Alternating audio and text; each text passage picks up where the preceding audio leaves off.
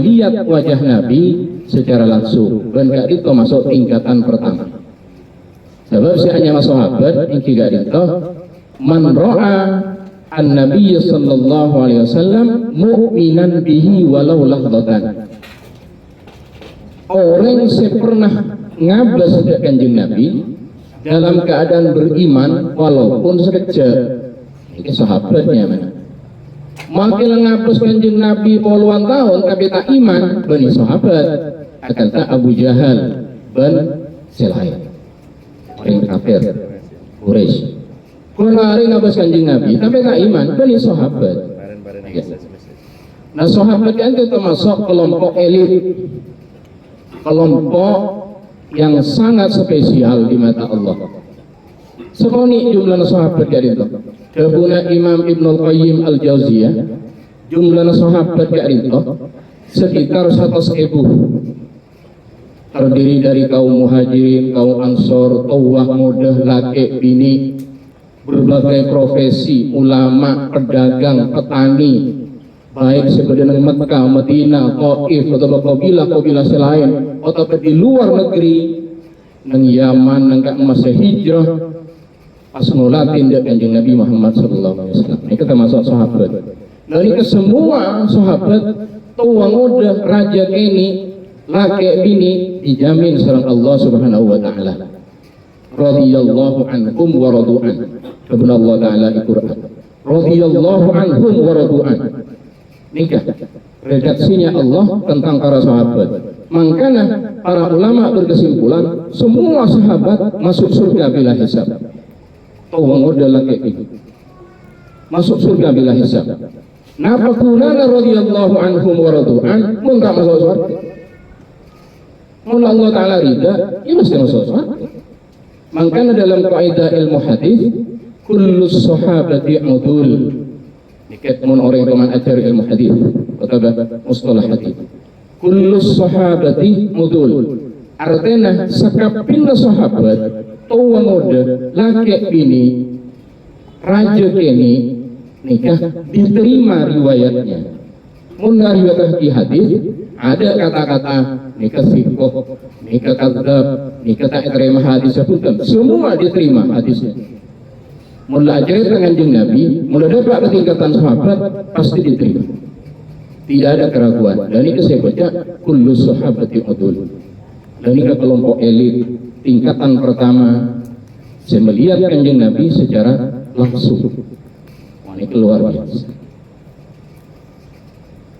Tingkatan nomor 2 kan bertelok tiga. Tingkatan nomor 2 melihat kanjeng Nabi dalam mimpi. Kayasat juga, untung juga, bahagia juga. Berbeda orang punya boleh. Karena nikah tidak hanya para sahabat.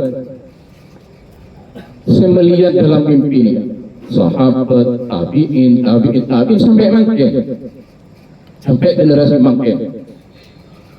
Banyak orang yang bermimpi ketemu kanjeng Nabi Muhammad Sallallahu Alaihi Wasallam. Saya rapi orang tani, pedagang, ulama, kiai, hanya saya mimpi kanjeng Nabi.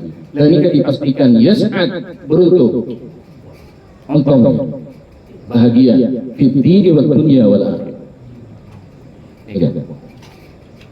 Cuma pertanyaannya, kan tak mungkin mimpi Nabi.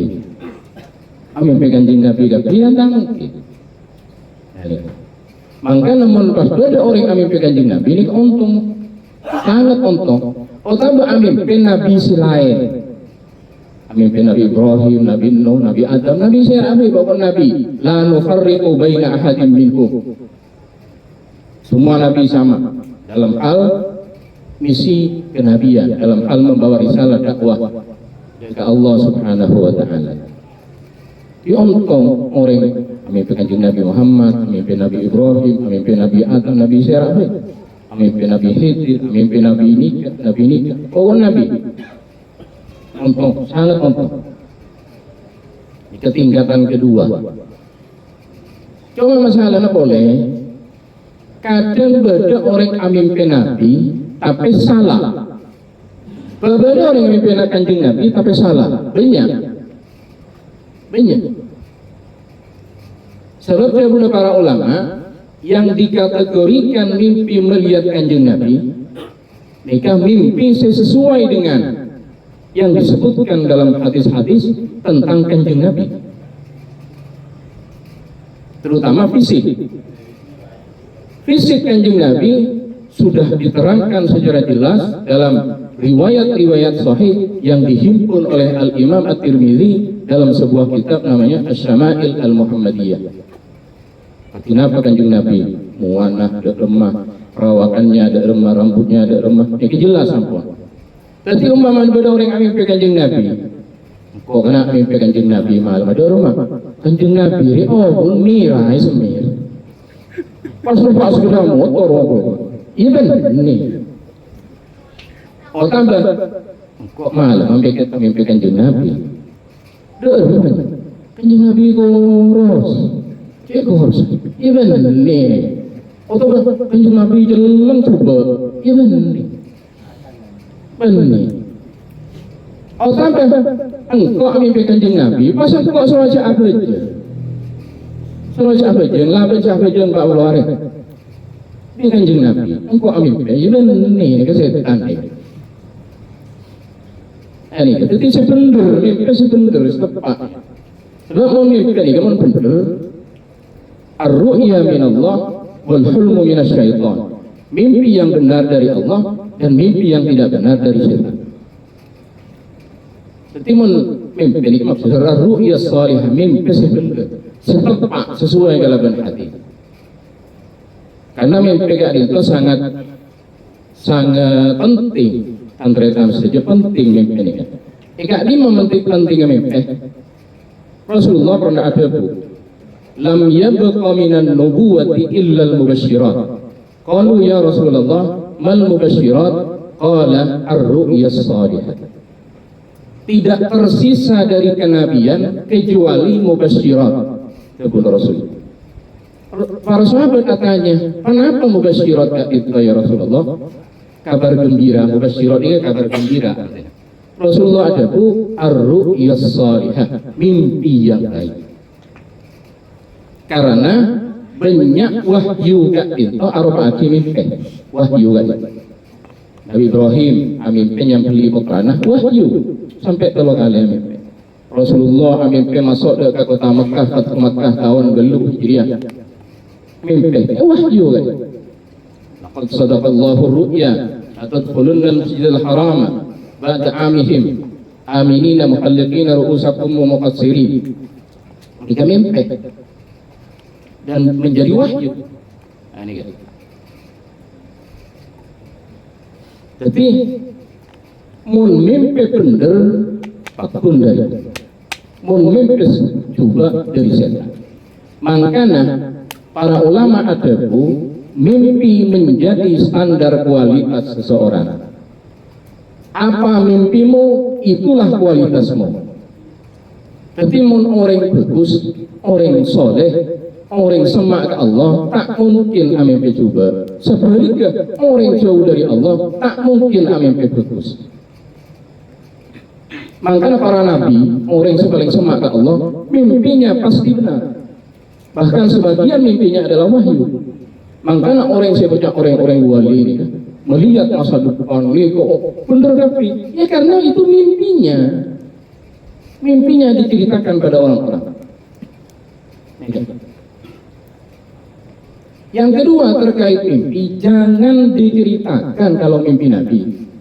Cerita lagi ke orang. La taqsus ru'yaka ala ikhwatika fayakidu laka kaida.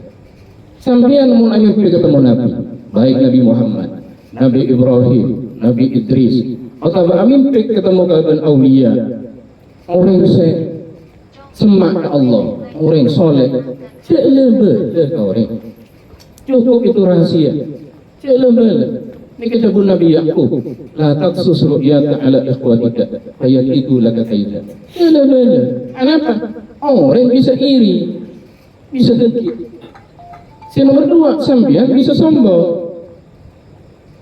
Bisa sombong katakan, kok mimpi kanjeng Nabi. Cerita aku mau sombong. Saya cerita. Cukup itu rahasia antara Anda dengan Allah. Dan itu akan menjadi tanda bahwa Anda adalah orang yang bahagia di dunia wa dunya. Subhanallah, tingkatan subhanallah, melihat Nabi dalam bayangan, tidak secara langsung, tidak dalam mimpi, tapi dalam bayangan, membayangkan melihat Nabi. Dan ini biasa dalam Islam. Saya hanya ihsan jika anta'budallah ka'annaka tarahu.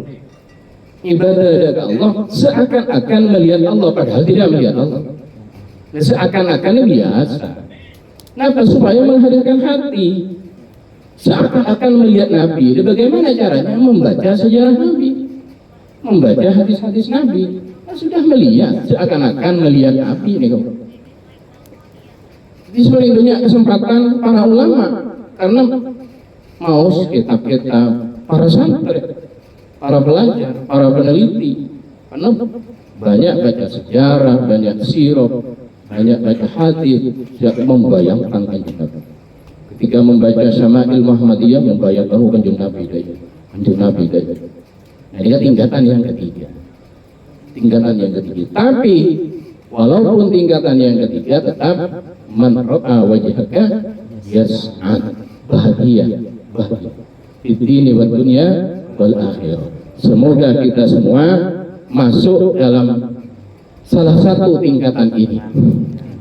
Kalau muntak nomor 2 bisa nomor 3. Karena nomor 1 tidak mungkin para sahabat yang secara langsung tidak mungkin. Semoga peringatan maulid ni'kani'an dalam pelantikan Makian kita membawa kita ke dalam satu tingkatan dan membawa kita mendapat syafaat beliau Rasulullah sallallahu alaihi wasallam. Sedang itu mungkin sudah disebutkan kepada sampaiaki hanya maaf menabi pada kata-kata sekeliru, menabi pada pemahaman sekeliru, menabi pada sebentar karita semata-mata dari Allah, menabi pada salah karita semata-mata dari badan kaulah. Wa akhiran wal afu minkum, wassalamu alaikum warahmatullahi wabarakatuh.